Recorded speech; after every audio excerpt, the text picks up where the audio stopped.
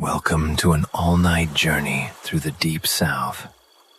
Tonight, we've gathered our most soothing mysteries into one uninterrupted experience to guide you into a heavy, restful sleep. Let the rain wash away the day as we begin at the Moss Manor. The man in cell 7. I awoke to the scrape of fingernails on stone. At first, I thought it was rats. Then it whispered, "James." Then it whispered again, "James." And I realized something in the cell was alive. Welcome to Sleepy Echoes Unwind, where the night remembers old stories. I'm going to tell you about a man trapped in a cell that remembers him.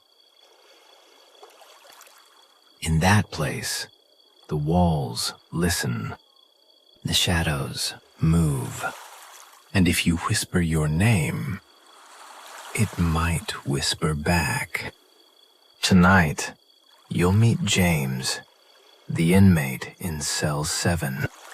Now, light your lanterns, slow your breathing, and let us drift together into the hush of the night.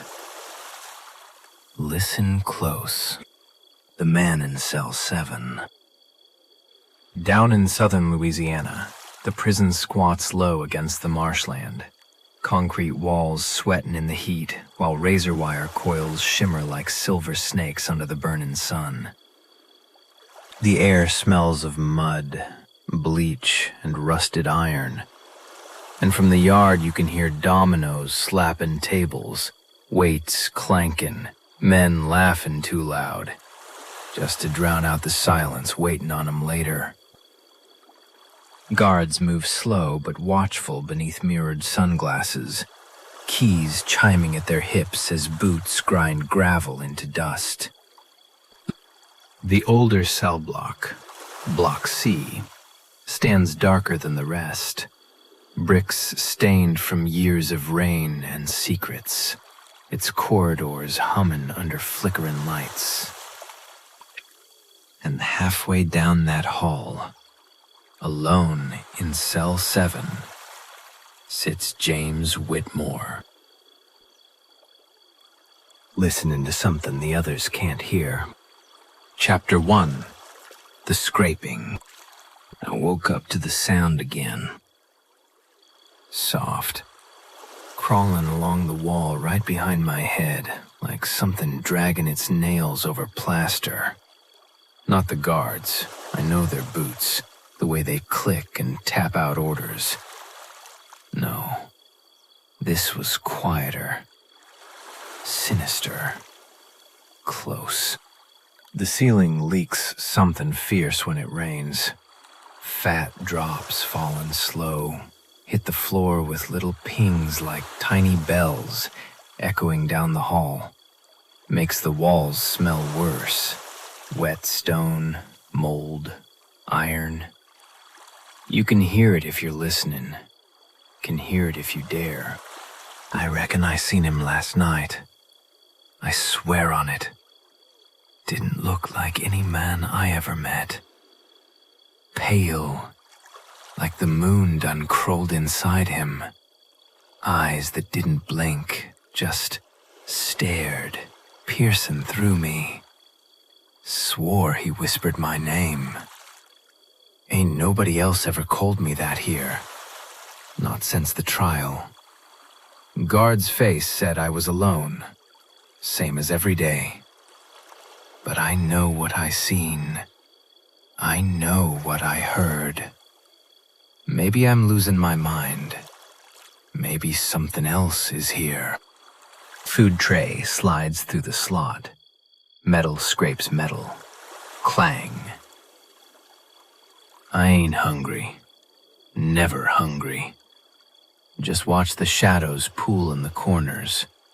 They twitch when I move my head. I catch 'em dancing sometimes, like they're trying to get my attention. I tried the bars this morning. Whispered my own name, see if it'd answer back. Maybe it did. Or maybe I did. Hard to tell. Ain't no one call me by my name no more. Not in the hall, not ever. Only here. Only tonight. Evening comes. Heat presses heavy on the bricks. Sweat running down my hair, sticky against my scalp. The scraping comes again. Always behind me. Always closer. Sometimes I turn, catch a flash of something pale, grinning. Always grinning. I ain't never seen the door open. Ain't never heard anyone leave. But I hear 'em sometimes, breathing just beyond the wall. Sometimes I reckon it's me. Sometimes I reckon it's him. I'm starting to think the cell remembers me. Maybe it don't want me to leave. And tonight, I'm sure he's grinning. Chapter 2. Whispered Names. I pressed my forehead to the cold iron bars this morning, trying to hear something in the silence. "Hey," I whispered, low, almost shaken. "You there?" No answer, just the scrape of the ceiling overhead. But then, "James?" I jumped back. My own name. Ain't nobody ever said it in here. Not the guards, not the warden, not no one. My throat went dry. I whispered again, shakier. Who's there?" The shadows curled in the corners, twitching like they was laughing. And then, a voice, low, almost a hiss, right behind my ear. "Been waiting." I spun round. Ain't nobody there. Just the walls, dripping water, smelling of mold and iron. "I know you. I seen you last night," I said. My voice trembled. "What do you want from me?" The silence stretched. Then the walls seemed to answer, faint as a sigh.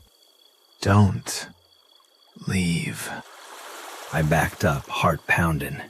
"I ain't going nowhere," I said, but even I didn't sound sure. "Ain't nobody going anywhere from here." My mind wandered, and snippets of the trial floated in the dark, jagged and bright. The judge's eyes bore into mine, cold as stone. Fingers pointed. Whispers of witnesses curled around me like smoke. "Guilty," someone said. "Sentence, confinement in cell 7. My chest had a weight back then, and it has a weight now. I tried again, quieter this time, softer. "James, you remember," I said to the corner. "Remember who you are?" The scrape came again, slow and deliberate, right behind me. "I remember," it hissed. I fell to the floor, leaning against the wall, knees pulled up. "Stop. Just stop," I begged. My voice sounded small, like it didn't belong to me no more. "I can't take it anymore."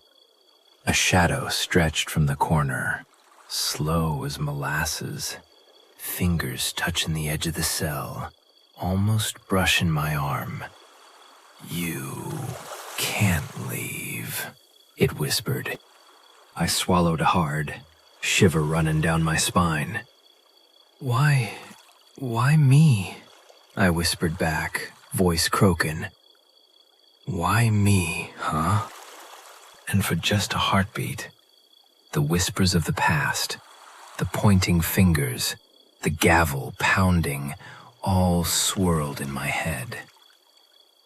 The shadows, the scraping, the voice, they all seemed tied to it, to what I did, to what I couldn't forget. For a second, I thought I was alone, but I knew better. Ain't never alone. Not in cell 7. Not with him. Not with this thing. Chapter 3. The Pale Visitor. I woke to the scrape again, but this time, it wasn't just behind me. It moved across the floor, slow, deliberate, like something dragging itself toward me. I pulled the blanket tight, heart hammering. Then I saw him, right in the corner, pale as a drowned man, eyes wide, unblinking, grin stretched too far, teeth glinting in the dim light. Who are you? I croaked. He didn't answer right away, just watched, breathing slow, quiet, like a shadow that got tired of hiding. And then, low, hissing, "You know me." I shook my head, but my voice trembled. I don't. I swear, I don't know you." His grin widened. "Yes, you do. I've been here, watching, waiting, learning. You brought your secrets with you, James. Carried them into this cell." I froze, cold shiver running down my spine. "Secrets?" I whispered. "What do you mean?"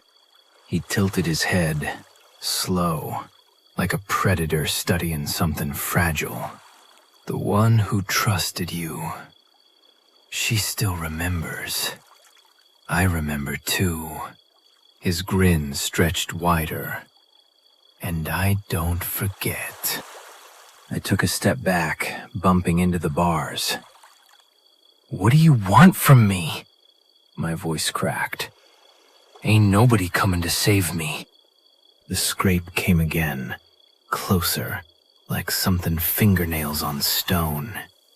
I felt it at my shoulder, cold, shiver running up my spine. "Stay away," I hissed. He leaned forward, grin wider. "Can't leave. Don't want you to leave." His voice low, soft, almost inviting. "Cell remembers. Cell hungers. You are part of it now." I stumbled back, chest tight, breathing hard. "I ain't part of nothing," I said. But deep down, I knew. Knew the walls, the shadows, even the dripping water. They all watched, all waited. And so did him. He moved closer. Not walking, floating maybe. Just there, right in the corner where the shadows pooled. His grin stretched like it could swallow the light. "You've been lonely," he said. "And now, we're together." I fell to my knees, whispering my own name, hoping it'd answer back. But only the scrape replied. And I knew, even as I pressed my hands to the cold floor, that I'd never be alone in cell 7 again. Never. Chapter 4. Memory and Madness. The night pressed down heavy, walls sweating around me. I hugged my knees, listening to the dripping ceiling, trying to quiet the scraping in my head, but it wouldn't stop. "You remember, don't you?" I shut my eyes and the memories clawed forward, bright, jagged, burning like fire on wet stone. Lightning split the sky, the storm hammering against the windows of the courthouse. Thunder rolled through my chest like a drum. The judge's voice cut through it, cold and unyielding. "James Whitmore," he said, eyes piercing. "You stand accused of the murder of Mary Ellen Cartwright." I heard it, yet I couldn't hear it. The words tangled with screams, with the wind, with the rain lashing the windows. I remembered the shock in her face that night, the night we met in the forest, the first crack of lightning that lit her like a statue. I dragged her through mud, rain-soaked leaves clinging to my clothes, black gloves on my hands, slick with wet earth, grip tightened round her arm. Her voice, shouting, begging. I couldn't listen, couldn't let it reach me. I dug the grave myself, fingers raw, stone and soil cold under my nails, dumping her into the dark, and left her there, alone, forgotten. Guilty? My voice cracked in the courtroom, trembling, barely mine. Guilty of what? The jury stared, faces unreadable. I blinked, and the vision shifted, back to that forest. Rain falling like needles, every step dragging me closer to her scream, closer to what I had done. The lightning split the trees, illuminating her expression on her face for just a heartbeat. I dropped the shovel, trembled, heart hammering. But I covered it, buried it, just like her. The judge's gavel cracked through my skull. "Guilty," he said. "Sentence, confinement in cell 7. The words echoed like thunder, mingled with the storm outside in the flashback.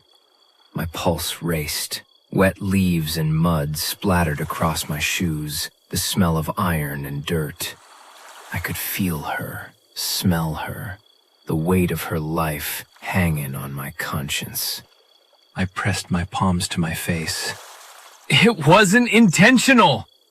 I shouted in the courtroom, voice breaking like glass. I didn't mean to hurt anyone."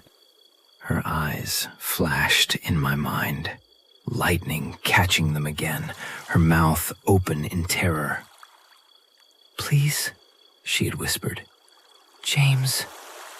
But I covered my ears. The rain pelted me, the dirt clung to my palms, and I forced myself to leave, forced myself to keep walking from the forest, from her, from the horror I'd sown. The courtroom dissolved again.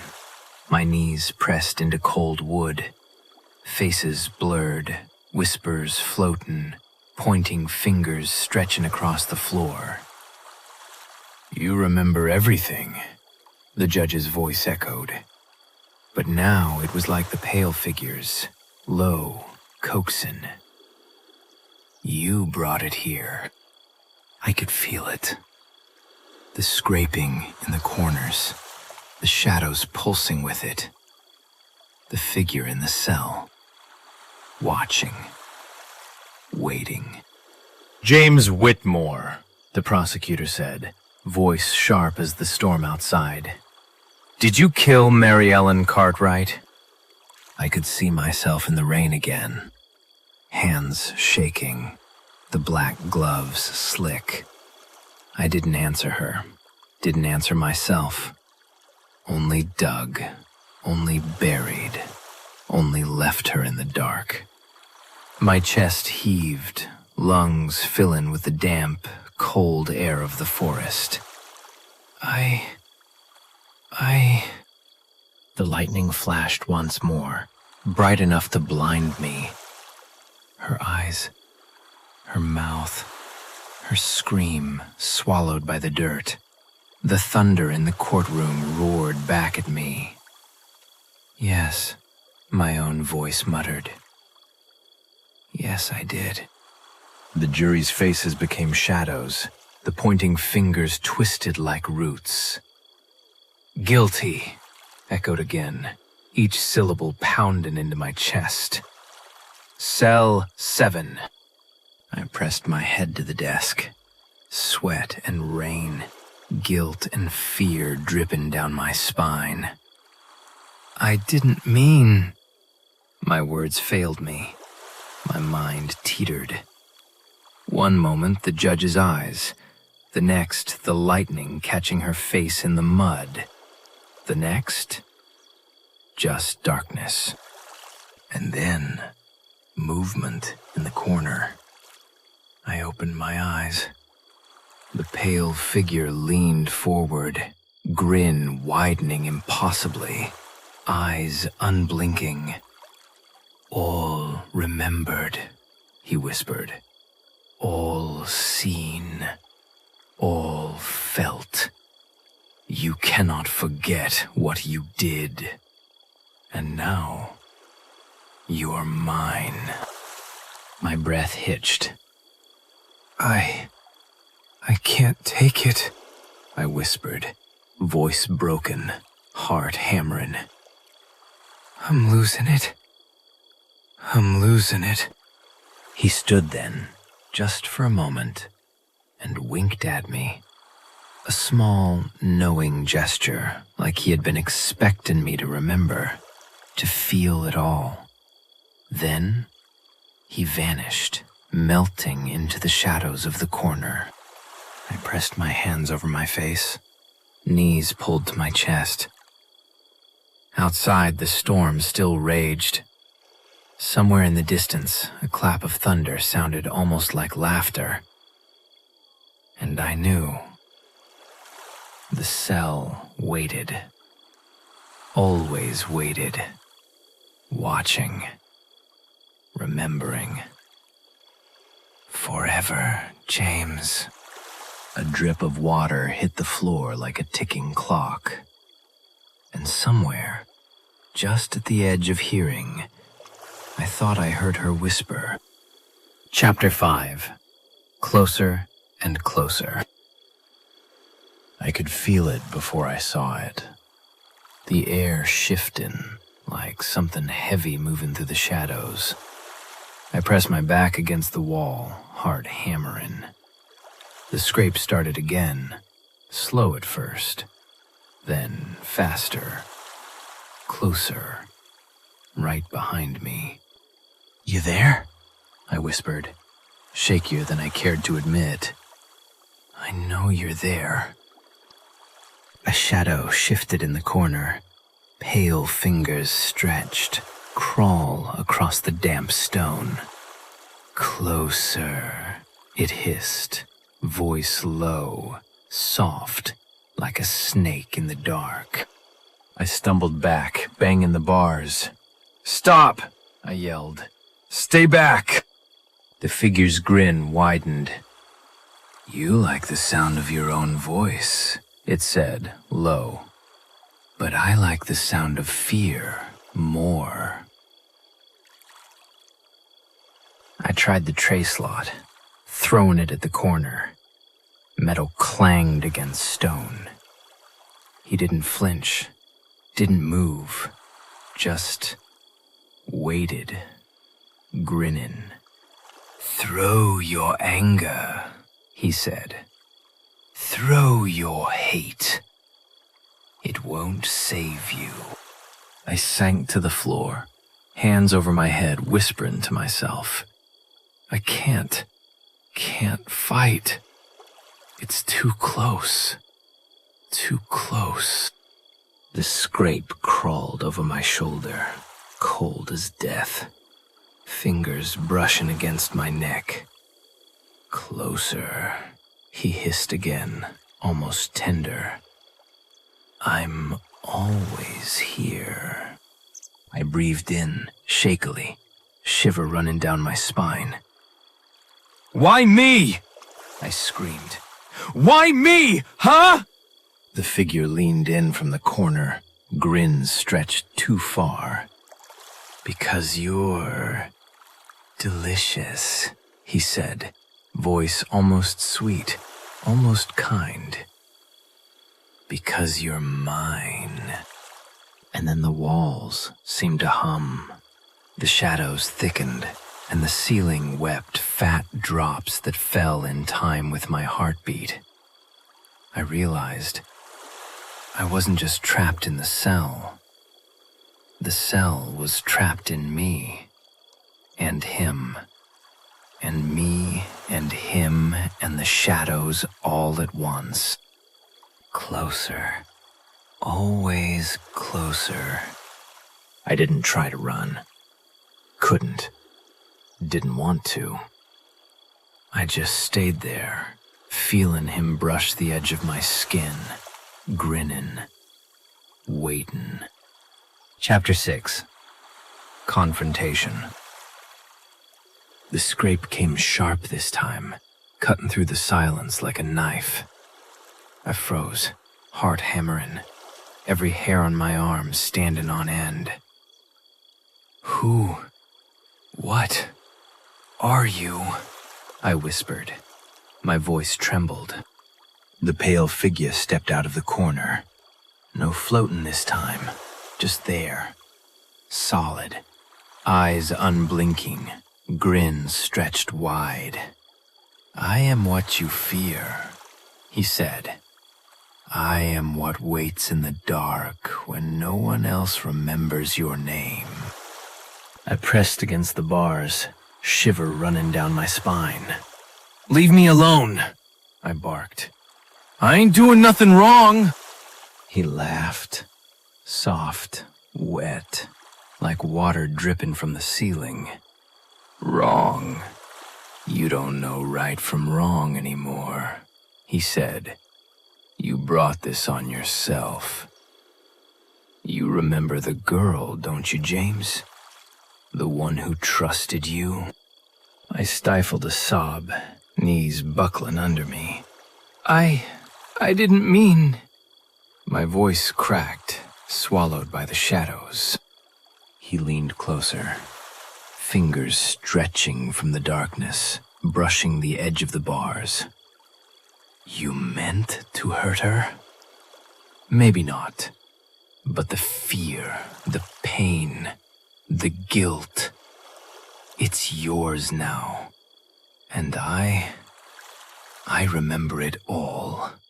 Every scream, every heartbeat, every promise you broke.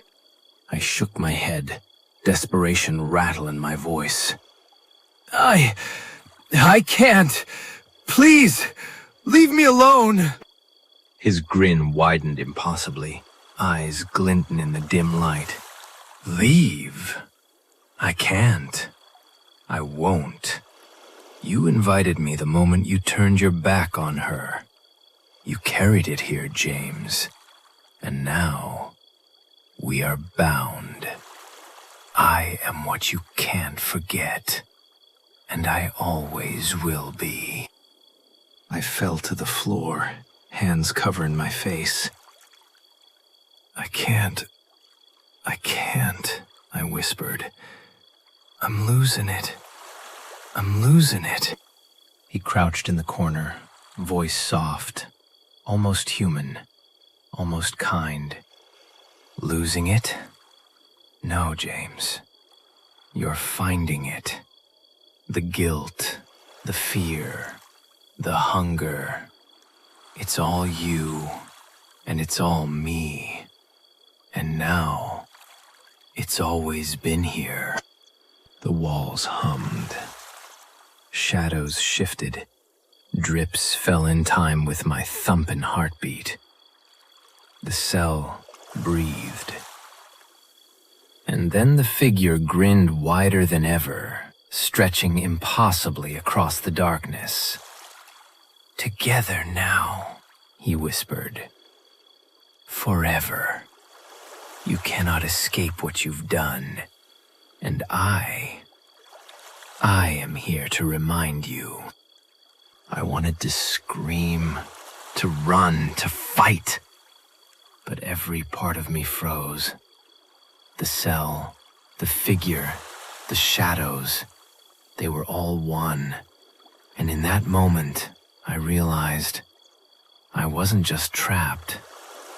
I was claimed. Forever, he repeated. And the darkness laughed with him. Chapter 7. The Cell Remembers. I couldn't move. Not really.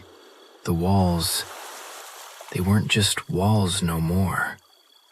They pulsed, breathing, stretching just enough to remind me I was small.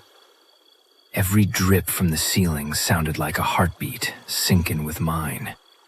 Remember, the pale figure said from the corner. Remember who you are. I hugged my knees, shiver running through me. I remember, I said, voice low, shaky. I remember all of it.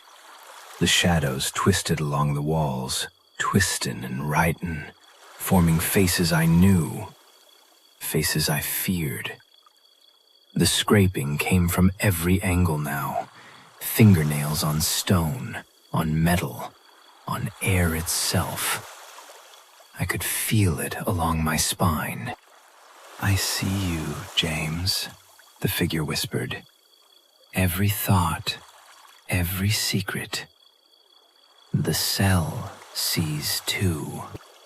I shook my head, desperate. No, it's just walls, just stone, just mold. It ain't alive. But it was alive. I felt it. Floor shifting under me. Faint hum of breath behind the walls. Corners thick with shadow that moved like smoke.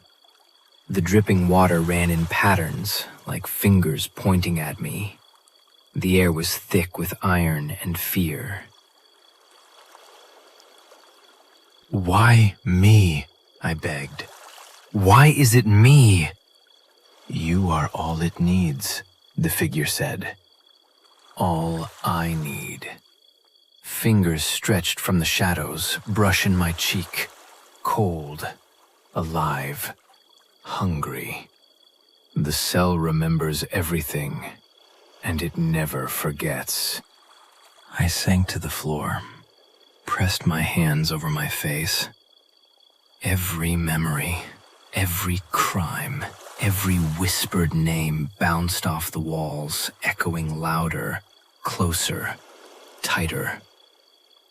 I can't anymore. The shadows leaned in, the dripping quickened. You can't leave, the figure hissed. You never will. I realized then I wasn't trapped just by bars. I was trapped by stone, shadow, guilt, and the pale man's grin. The cell had claimed me, and it remembered everything. Forever, it echoed. The dripping water, the scraping, the shadows, they all said it. I understood now. I'd never leave. Not alive. Not sane. Chapter 8.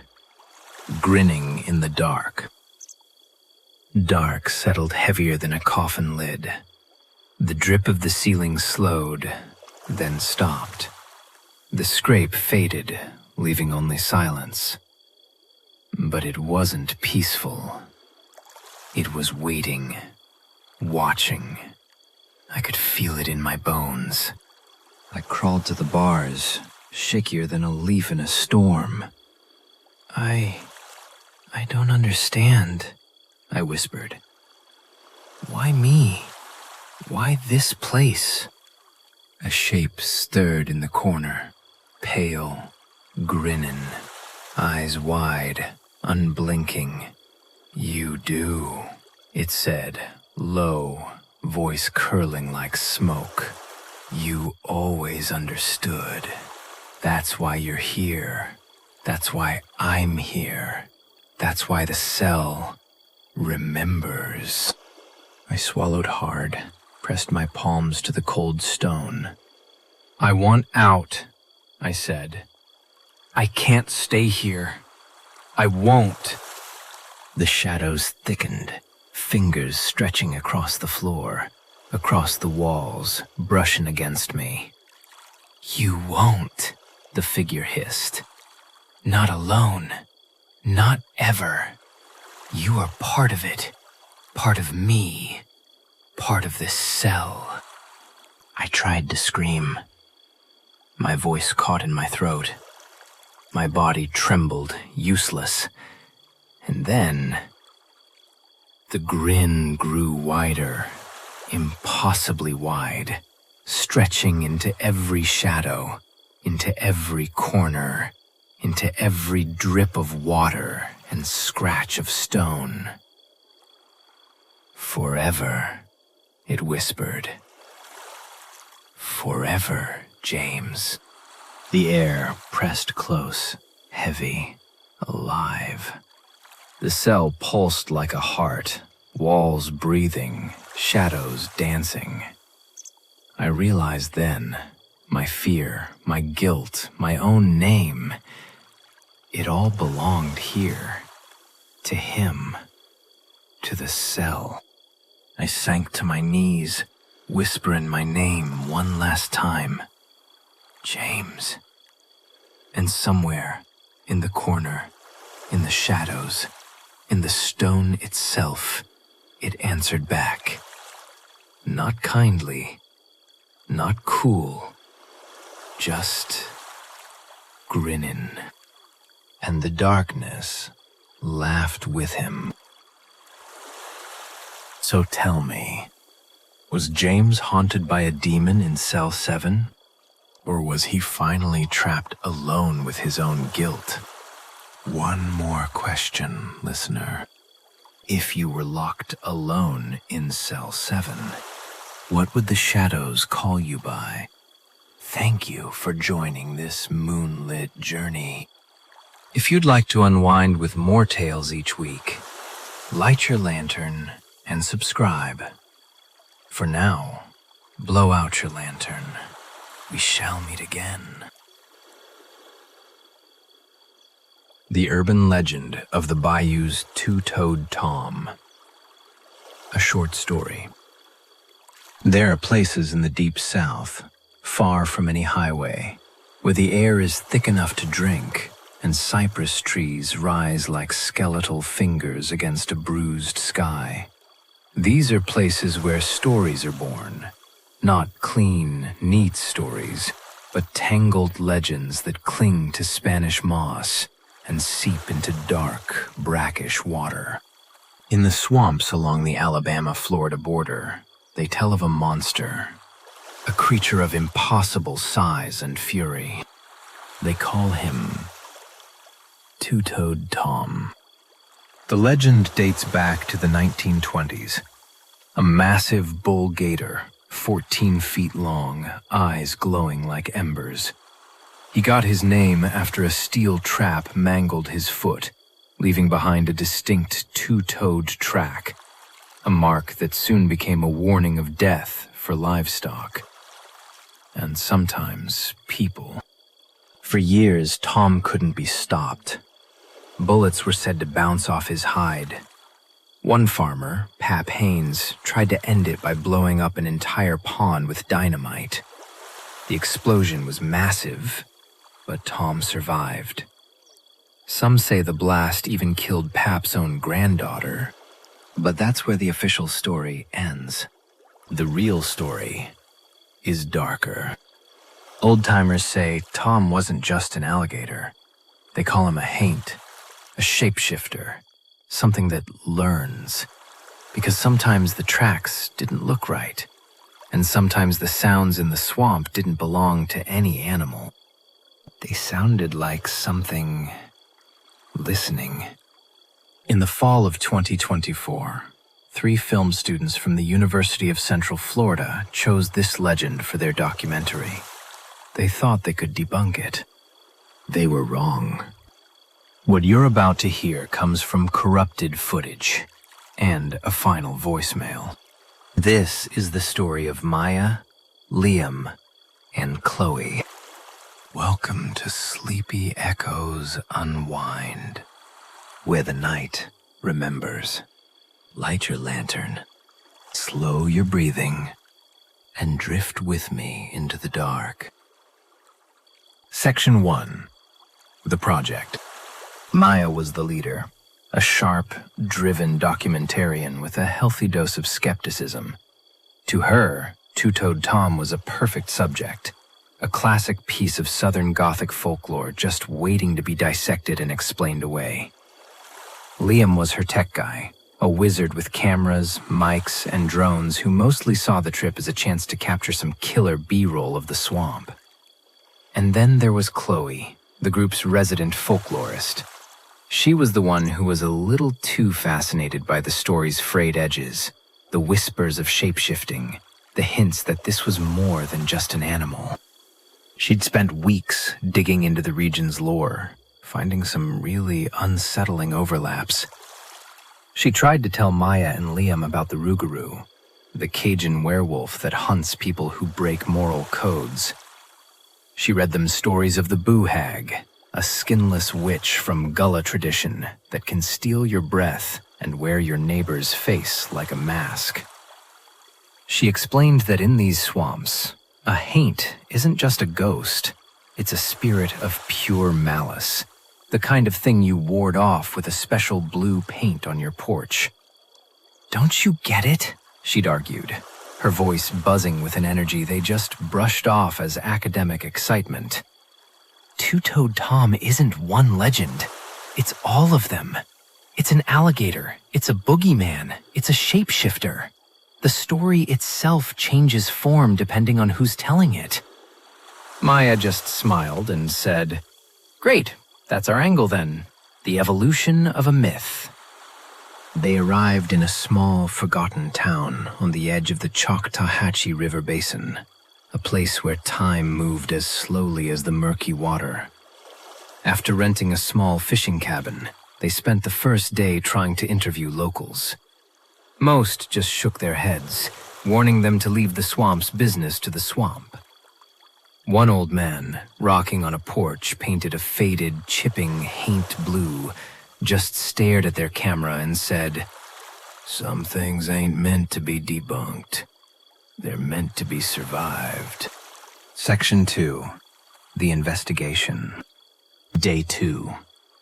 They took their small boat deep into the cypress maze.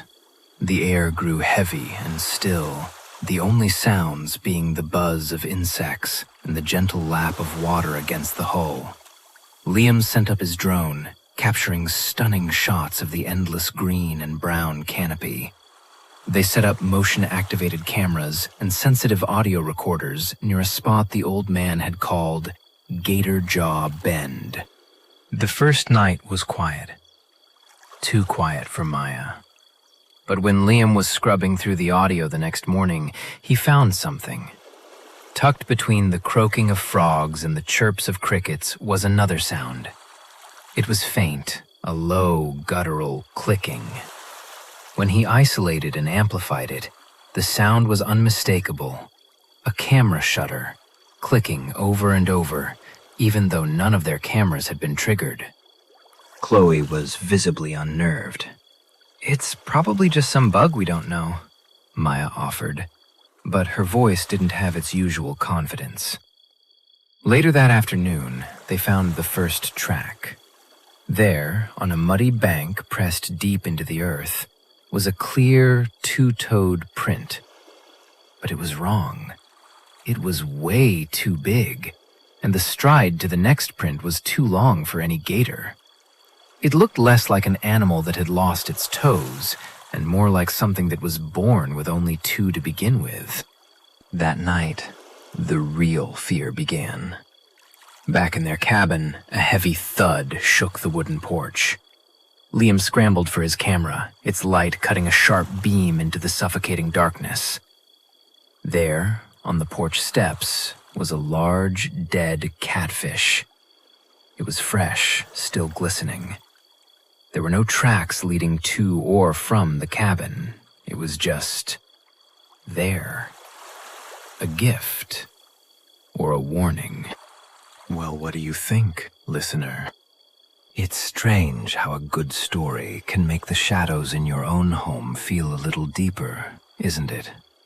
We hear tales like this, and our logical mind says, no. But a small part of us, that part that remembers being afraid of the dark, isn't so sure. If you find these dives into the unknown as fascinating as I do, consider liking and subscribing.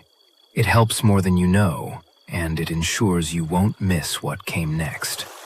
Because for Maya, Liam, and Chloe, what came next was the end of their project and the beginning of their nightmare. Section 3. The Hunted. The third day was their last. The mood had curdled from academic curiosity to a primal feeling of being watched.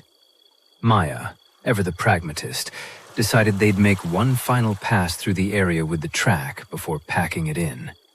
As dusk began to settle, painting the sky in shades of bruised orange and purple, they motored through a narrow channel. And then, their boat's engines sputtered and died. Liam worked on it, frantically, but it was no use. They were stranded. As the last sliver of sun vanished below the tree line, the swamp came alive with a brand new sound. A voice. It was Maya's. Liam? Can you hear me? It called from the dense thicket to their left.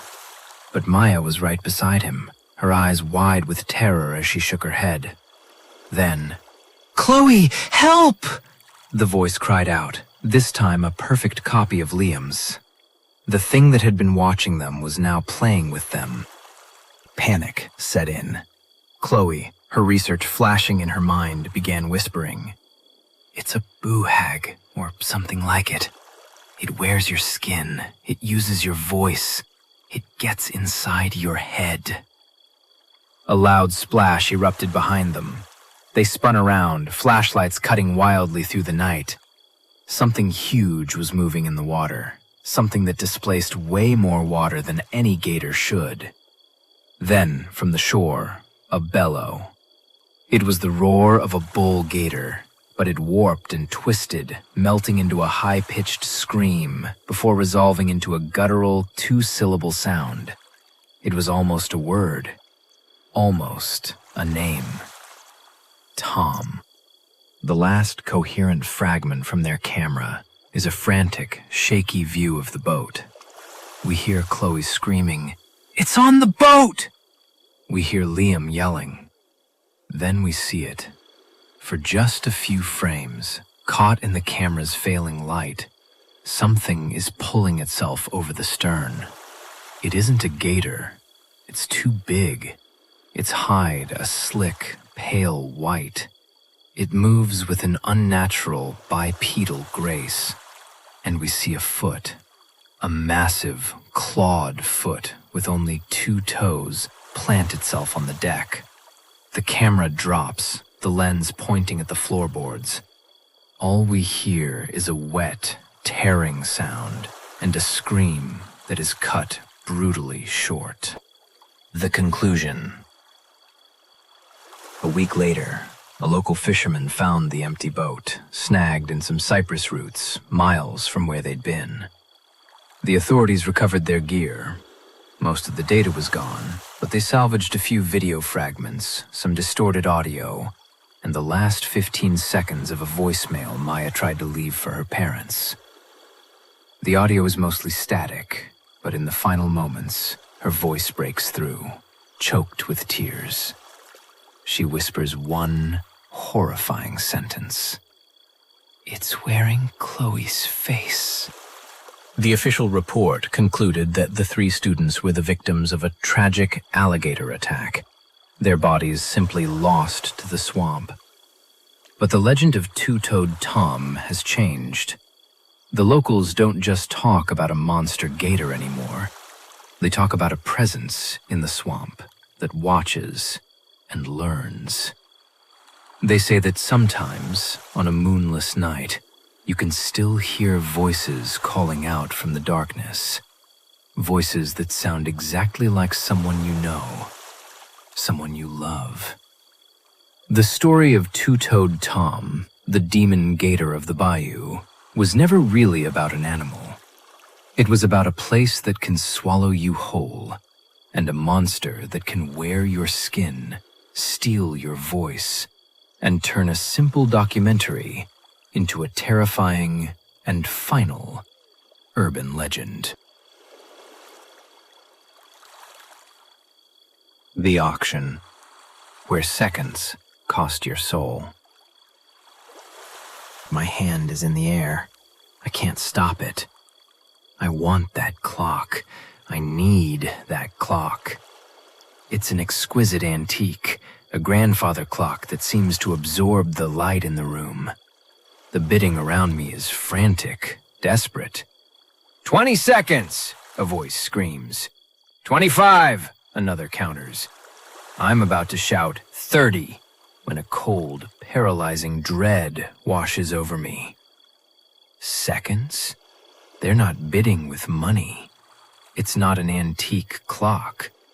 It's a machine that gives you back 24 hours of your past, and the currency is the future you have left to live. To understand how I ended up here, bidding my own life away, we have to rewind 2 weeks to the cryptic email that dragged me into this waking nightmare. Welcome to Sleepy Echoes Unwind, where the night remembers old stories. Light your lanterns, slow your breathing, and let us drift together into the hush of the night. Section 1. The Cryptic Invitation. My business card says journalist, but I don't chase headlines. I chase whispers. The stories thriving in the cracks of reality that most people dismiss. That's why the email, with its subject line of pure binary code, felt like a hook in my soul. There was no sender, no signature, just a looping sentence embedded in the code. We are liquidating the assets of tomorrow. All accounts must be settled. Below it lay a string of coordinates for a precise moment in time. A specific bench in a forgotten park at exactly 3:33 a.m. the following Tuesday. The instructions were simple. Sit, wait, and bring nothing of monetary value. It had all the hallmarks of a dead end, yet the cold, surgical precision of the email resonated on a deeper frequency. This didn't feel like a prank. It felt like a summons. For days I was torn. My rational brain screamed trap, but the whisper of a story that could tear down the walls of our perceived reality? That was a siren song. The fear was real, but my obsessive need to know what liquidating tomorrow's assets truly meant was stronger. Curiosity has always outweighed my terror. So, on that Tuesday, I navigated the pre-dawn silence. The sleeping city felt more watchful than ever. I found the bench, cold and slick with dew beneath a flickering lamp. I sat, my heart pounding as the clock hit 3:32 a.m. I waited. Section 2. Crossing the threshold. 3:33 a.m. came and went. Nothing. Just the familiar, bitter sting of disappointment. But as I stood to leave, the world switched off. Not just quiet, an absolute, crushing void of sound. The air grew thick, shimmering. The lamp's light began to bend and twist upon itself into impossible, liquid shapes as reality began to bleed at the edges, smearing like wet ink. I was gripped by a profound sense of dislocation, the very fabric of existence peeling back around me. The isolation was immediate and terrifying. When my visions snapped back into focus, I was somewhere else entirely. A grand, cavernous hall that seemed carved from shadow and forgotten memories. The architecture was a clash of opulent Baroque and decaying brutalism.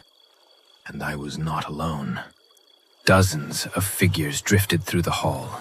Some looked ordinary, faces tight with predatory greed. Others weren't entirely there. A woman in a Victorian gown flickered like a faulty hologram. A man in a tweed suit was a column of restless smoke.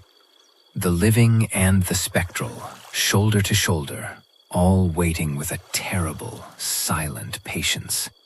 Section 3. The price of a bid. My hand trembled as I reached into my pocket. In place of my car keys, my fingers found a small, smooth stone. It had a deep, impossible chill, as if plucked from the heart of a glacier. The instant I touched it, a voice spoke, not to my ears, but directly in my mind. It was impossibly calm, chillingly serene. Welcome. Your paddle is in your hand. The rules are simple. I scanned the room, but no one looked at me. The voice continued, a cold drop of information in my consciousness. We do not trade in currency. We trade in potential, in experience.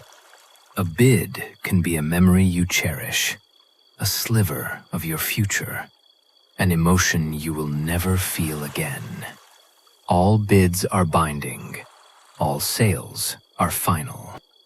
It was a sickening epiphany.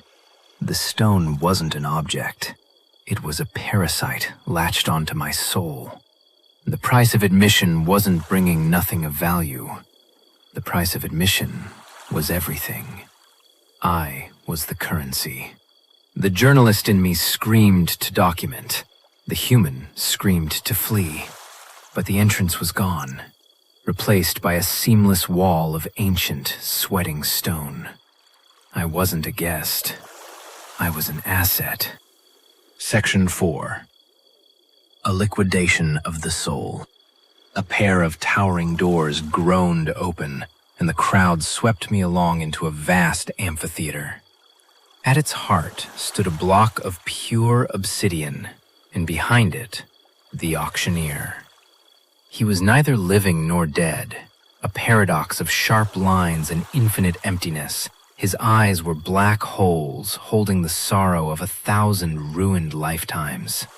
His voice was a ghostly chorus of every soul ever lost in this room. Let us begin, the chorus boomed. The first item, a simple kitchen knife. From the year 2045, the auctioneer declared. A blade that never dulls. It sharpens itself on the very atoms in the air. The bidding was swift and brutal. I bid a year of peaceful sleep, a haggard man bellowed. He won with a choked whisper, all my dreams for the next 5 years. The gavel fell.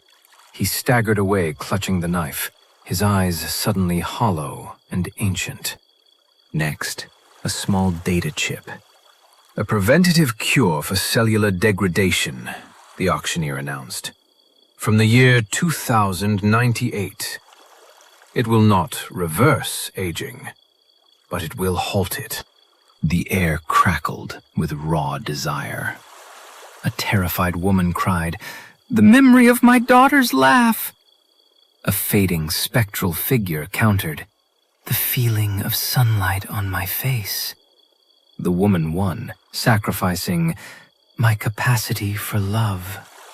The gavel fell like a guillotine. Her face went slack, a beautiful sculpture suddenly empty.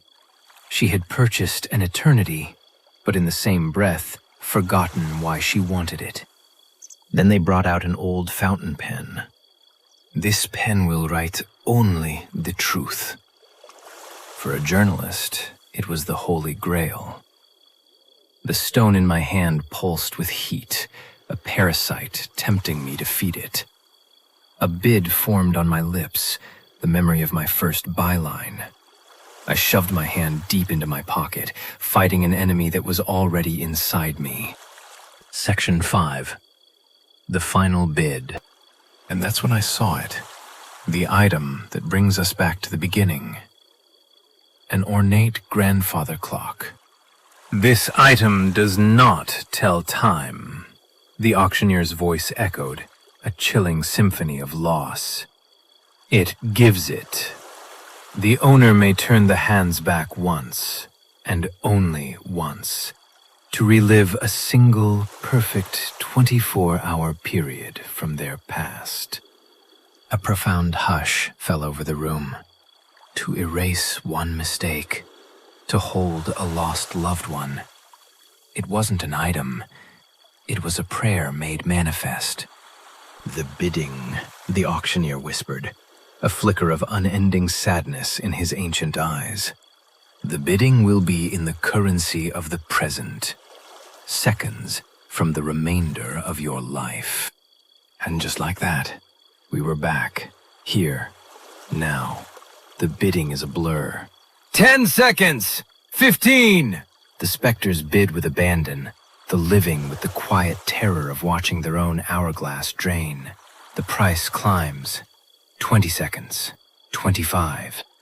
I was no longer an observer. The desire to see my father again was a physical agony. The stone in my pocket seared my hand, proposing the trade, the memory of his face, for the chance to see it one last time. My hand began to rise. I was losing myself to this place. 30 seconds, A voice cries out. It's the woman who bought the data chip, her face a blank mask.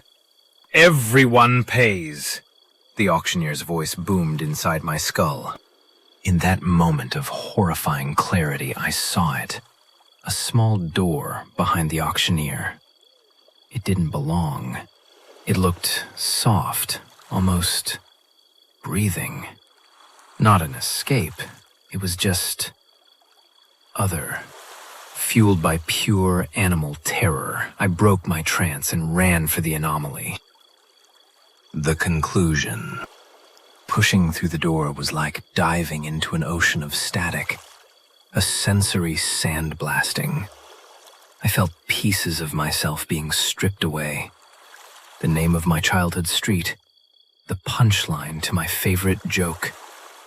Tiny pieces of my identity flaking away like old paint.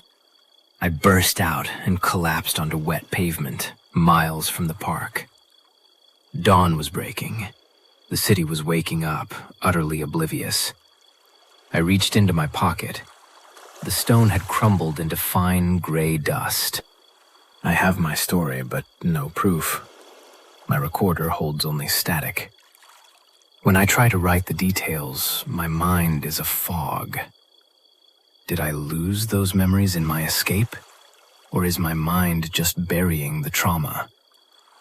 I don't know which is more terrifying. The profound isolation of that hall never truly left me. It's a cold spot in my soul that refuses to warm. I've become a ghost in my own life, haunted by the knowledge of what festers in the cracks of the world. Sometimes, late at night, I'll look at a clock on the wall, and I swear I can see the second hand stutter and spin backward, just for a moment. A chilling reminder that a sale is final, a bid is binding, and somewhere, a part of me is still on the auction block, waiting for the gavel to fall. The world is full of whispers and shadows, and sometimes they whisper back. If you want to hear more stories from the edge of reality, make sure to like this video, subscribe to the channel, and hit that notification bell. You never know what will be up for auction next. Thank you for following me on this moonlit journey. If you made it to the end, comment, "I made it!" Then blow out your lantern.